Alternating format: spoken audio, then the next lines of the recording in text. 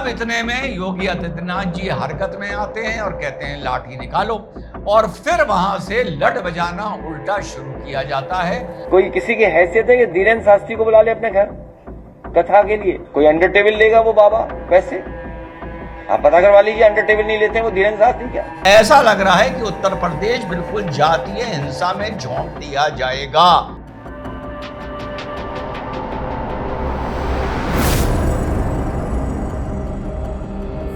Hello, नमस्कार, सत श्री अकाल, अस्सलाम वालेकुम। कैसे हैं जनाब? तो साहब, जाति जाति यूपी रोज जल जाती। तो साहब, इस बार जाति के नाम पर बवाल कराने की जिम्मेदारी ली नगीना के सांसद चंद्रशेखर ने, जो बहन मायावती की जगह लेने के लिए फड़फड़ा रहा है। तो साहब, एक किस्से को उसने मुद्दा बनाया और वो पहुंच गया प्रयागराज के। मैं कुशाम्बी जाऊंगा, प्रयागराज के पास ये डिस्ट्रिक्ट पड़ता है, वहां पे लोहांडा गांव है। वहां के एक किस्से को लेके कि मैं पीड़ित परिवार से मिलना चाहता हूं और दोनों पीड़ित परिवार की सुनकर उनके आंसू पोंछना चाहता हूं। तो उनको जब वो प्रयागराज पहुंचे तो उनको अपने सर्किट हाउस ले गई। उन्होंने कहा, आपको परिवार से मिलना है, आपको दोनों परिवारों के आंसू पोंछने हैं, तो हम दोनों परिवारों को सर्किट हाउस बुला देते हैं, आप यहां उनके आंसू पोंछ दीजिए अपने अंगोछे से, उसके बाद चले जाइए। लेकिन उसने कहा, ना, मैं तो कुशाम्बी ही जाऊंगा, क्योंकि वहां पर मेरे 5000 समर्थक बैठे हैं। और सर्किट हाउस से ही उन्होंने एक अपना लाइव वीडियो अपलोड कर दिया कि वो आंसू पोंछने के लिए आए थे और उनको आंसू नहीं पोंछने दिए जा रहे। आप ये समझिए कि जो आपके आंसू पोंछने के लिए अगर कोई खड़ा होता है, उस आंसू पोंछने वालों को रोकने का काम कर रहे हैं, तो आप समझिए कि न्याय देने का काम ये कर सकते हैं या नहीं कर सकते। मैं उन परिवार से मिलूंगा, उनके हालात जानूंगा और किस तरह से हम उनको न्याय दिला सकते हैं, उनके आंसू पूछ सकते हैं। इस काम के बगैर हम लोग नहीं जाएंगे। लोहदा गांव में लगभग 5000 बहुजन समाज के लोग मौजूद हैं। वहां फोर्स लगाई गई पीएससी, वहां के अधिकारी लोगों को डिस्पर्स होने के लिए, हटने के लिए कह रहे हैं। और वो तो साहब, ये मामला क्या है पहले बता दूं। मामला ये है, ये मामला 28 मई का है।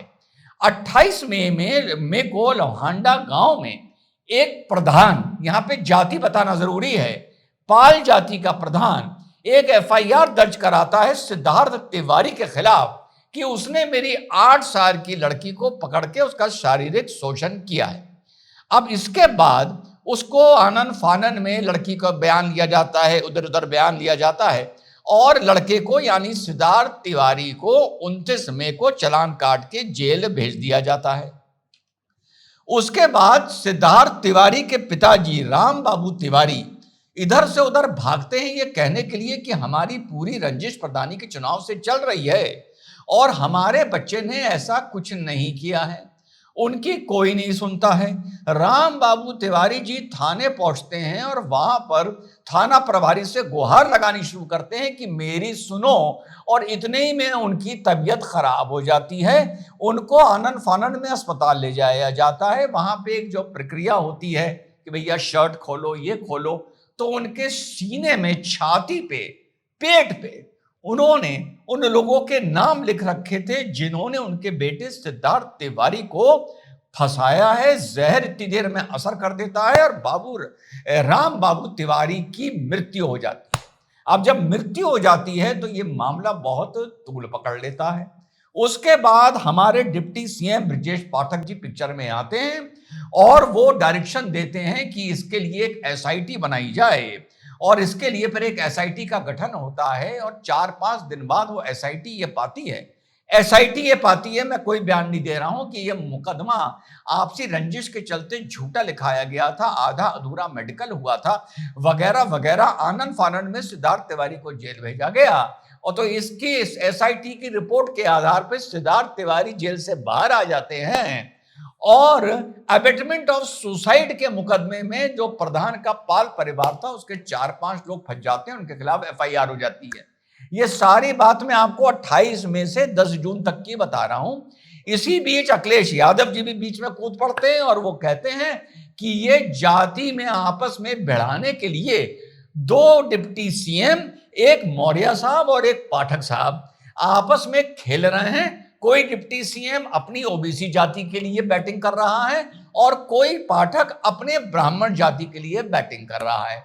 इसमें फाड़ हो जाती है पाल में और ब्राह्मण समुदाय में। ब्राह्मण समुदाय भी बीच में कूद पड़ता है, बाल समाज भी कूद पड़ता है। ये सिलसिला यहाँ पर लखनऊ में, कौशाम्बी में बहुत दिन से चल रहा है। अब ऐसे में नगीना के सांसद साहब भी कहते हैं कि चलो भैया रोटी मैं भी सेकाऊं। तो उनको जब बताया जाता है कि हम परिवार को यहाँ बुला देते हैं, तो वो कहते हैं नहीं, मैं तो वहीं मिलने जाऊंगा। और जब सर्किट हाउस पे उनको रोका जाता है, ये वही सांसद साहब हैं आजकल जो डॉक्टर रोहिणी, बहुत बयान आ रहे हैं, आप लोग देख रहे होंगे, इनके कमेंट आ रहे हैं। अभी उन्होंने महिला आयोग में भी शिकायत की है कि मेरी सांसद साहब ने मेरी और मेरी तरह बहुत से लड़कियों का शारीरिक शोषण किया है, पूरी लिस्ट मेरे पास है, और अब मैं ये लड़ाई शुरू कर रही हूं सांसद चंद्रशेखर के खिलाफ। ये इस मुद्दे पर इससे ज्यादा और क्या बोलना, वापस मुद्दे पर आते हैं। तो साहब वहां पर जब इनको गिरफ्तार मानने, उनको रोक लिया जाता है, फिर वहां पर इनके समर्थक बवाल करना शुरू करते हैं।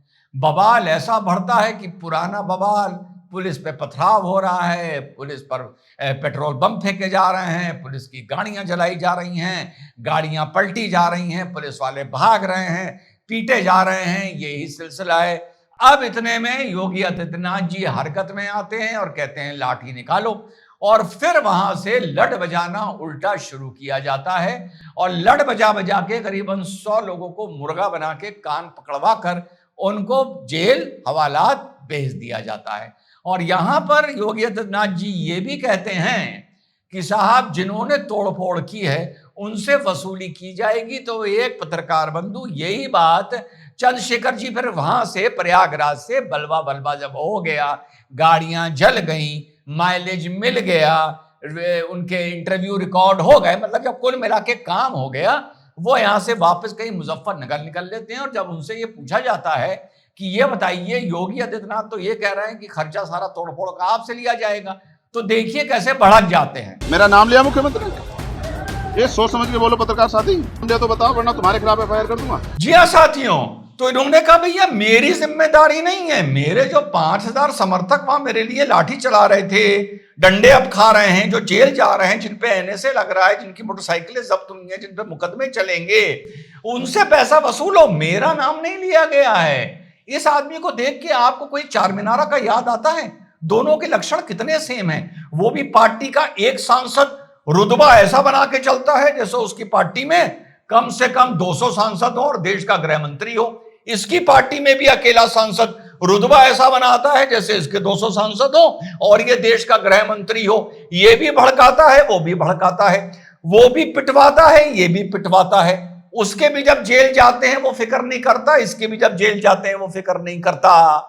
देखो कितनी दोनों में सिमिलरिटी हैं। वो भी पतली गली से कहीं निकल लेता है, ये भी पतली गली से कहीं निकल लेता है। और दोनों समुदाय, यहां पर मैं समुदाय करके संबोधित कर रहा हूं आप लोगों को समझाने के लिए, या दोनों चेले जेल में पिटते नजर आते हैं और तोड़फोड़ का हर्जाना देते नजर आते हैं। दोनों नेताओं की जेब से 1 रुपया भी नहीं निकलता है। अब इसी बीच अखिलेश यादव जी फिर पिक्चर में आ गए।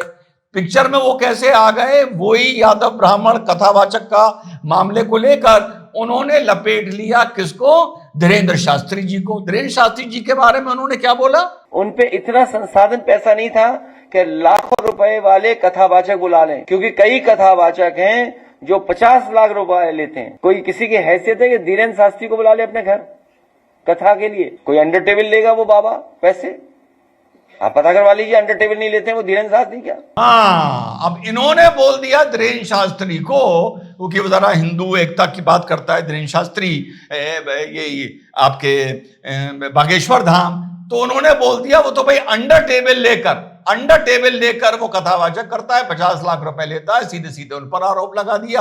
अब धीरेन्द्र शास्त्री भी बीच में कूद पड़े। भैया उत्तर प्रदेश में 2024 की कामयाबी के बाद बता रहा हूं, 2027 चुनाव आते आते ऐसा लग रहा है कि उत्तर प्रदेश बिल्कुल जातीय हिंसा में झोंक दिया जाएगा, क्योंकि 24 में इस चीज से सफलता कुछ लोगों को मिल गई थी। और चलते चलते दूसरी एक और बात बता दूं कि अंग्रेज भारतीयों को बांटते थे, लेकिन आज के नेता हिंदुओं को जातियों में बांट रहे हैं। और लक्ष्य सिर्फ इतना है पॉलिटिकल कि जितना हिंदू बटेगा उतना मजा आएगा, उतनी राजनीति की रोटी सिखेगी अपनी अपनी तरीके से। जय हिंद, वंदे मातरम, खुदा हाफिज।